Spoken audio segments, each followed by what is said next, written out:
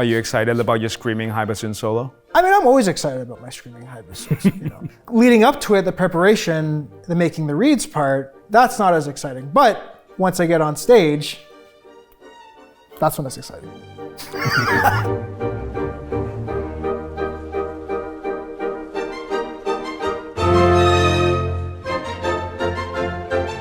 Hi there, welcome to our Prelude to Sara Davis Buechner plays Beethoven's Emperor Concerto. My name is Tim Young, I'm Principal Clarinetist of Symphony Nova Scotia. Joining me today, Gabe Azzie, my friend and colleague, Principal Bassoon.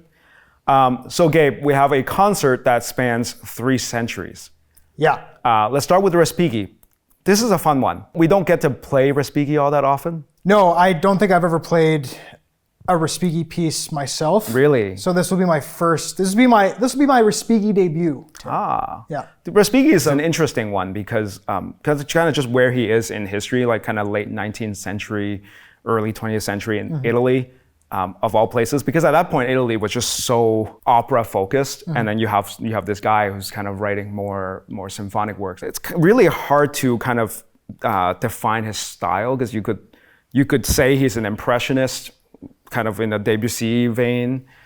He has a very strong interest in older styles, like the old, like he does the neo-Baroque, neo-Renaissance thing, like a Ravel or Stravinsky would. But he also kind of uses kind of a romantic language. He's kind of all of these things at once.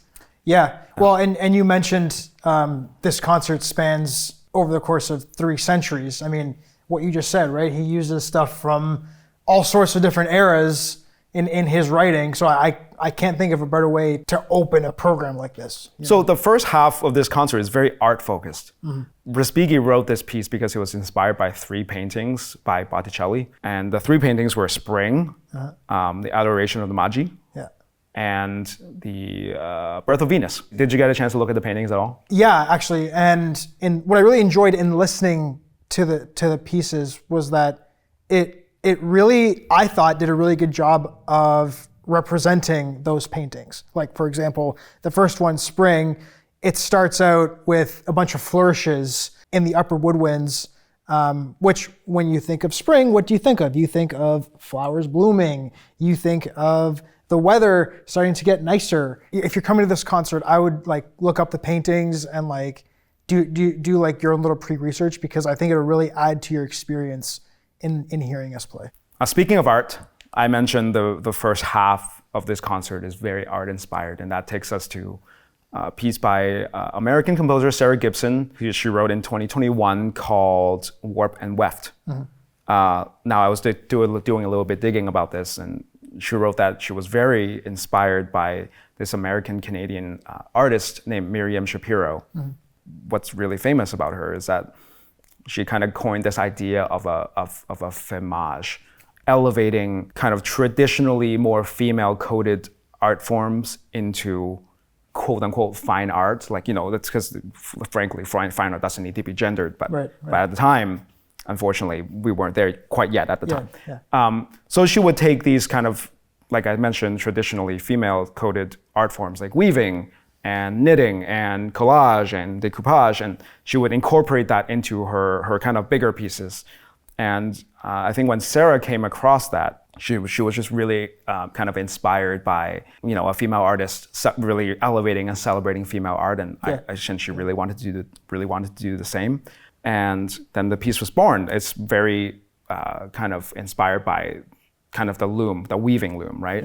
The title of the piece, Warp and Weft, for those who are not weavers like myself, it refers to the horizontal axis and the vertical axis of the loom as you kind of knit these things together. Yeah, I mean, isn't it cool that we get to play these kinds of pieces? I mean, whenever I hear about a piece's background or what the piece means or signifies, it gets me that much more excited to just dig in and just go for it, because it's you're almost speaking a different language. I'm really excited to play this one. Very exciting. Very exciting. And I think there's going to be plenty there to captivate the audience and ourselves on the stage as well. So Beethoven's Emperor Concerto.